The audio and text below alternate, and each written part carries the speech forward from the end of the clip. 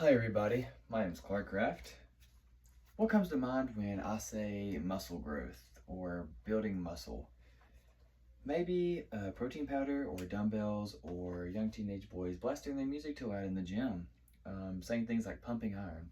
Or maybe think of a guy who's been like this with big arms, abs, and doesn't train legs. Regardless of what comes to mind, who in here with a show of hands has ever worked out before? Okay, great. Did anybody think about that one time they worked out and the next morning they were super sore and knew they never wanted to do it again?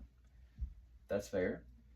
Then there's probably some people in here who hasn't worked out at all. Maybe it's because you're scared, or you just don't know the science behind muscle growth or how to do it, or maybe you have some people in here that have tried it once and got discouraged because they didn't see results immediately.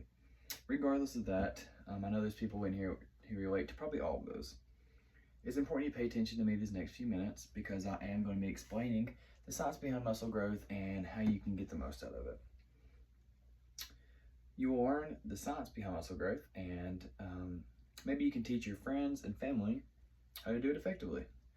I lifted during high school. I played football all 5 years of high school because I held back. So I've lifted my whole life, and today I've done extensive research on the best bodybuilders so I can relay this information to you so you can get the most out of lifting weights and learn the science behind what it means to truly build muscle. Today you will learn muscle stimulus, what stimulates the muscle to grow, the repair process of building muscle, and then you'll learn what supports the muscle growth process. Building muscle, I want you to think of it like building a wall, rebuilding a wall. You destroy the old bricks and you put in new bricks, and you have to have workers and materials and time to build this wall into something greater and bigger than it was before. First, muscle building has a scientific term called muscle hypertrophy. According to fitness guru Kathy Frederick in her article, Metabolic Stress versus Mechanical Stress, how they affect muscle growth, she explains through tough workouts and consistent workouts, your body releases growth hormones, and that is what stimulates the muscle to grow.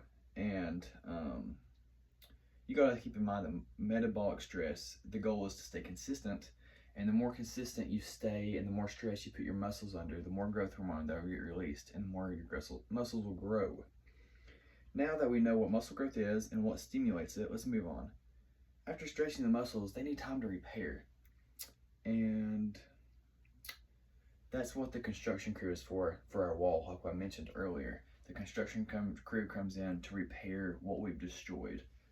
According to the article, 7 Stages of Muscle Growth, published by the University of Portsmouth Sports, after a workout, your muscles repair things like the tiny tears. They're called micro tears by adding amino acids like actin and myosin, which makes muscle fibers bigger and stronger. So it helps build back those muscles bigger and stronger than what they was before by releasing those amino acids. Your body can't make more muscle fiber or muscle cells that your body already has. Your body can't make more than what you already have. So you have to keep in mind that your growth may be different than someone else's. So you have to train specifically to your body.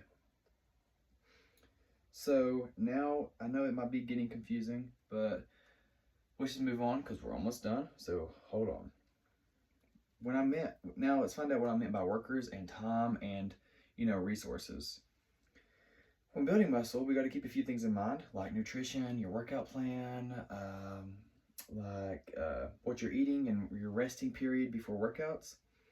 According to the National Academy of Sports Medicine in the article, Meals for Gaining Muscle, the Right Nutrition for Muscle Growth, one must eat more than they burn. Like you need to be eating more calories than you're burning on a day-to-day process. But you also have to keep in mind that there's limits to this. You can't just eat a bunch, and it all turn into muscle. You can only eat so much to build muscle. If you eat too much, you'll become fat. If you don't eat enough, you'll become too skinny.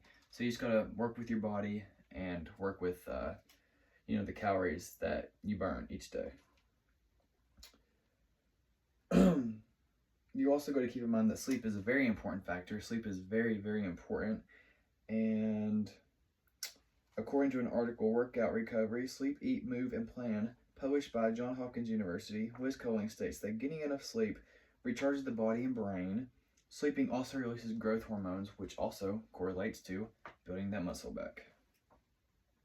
Now that we've discussed, let's review what we've learned. Today I informed you on how to stimulate the muscles, the repair process, and what supports muscle growth. I want you to think about that wall, like I said.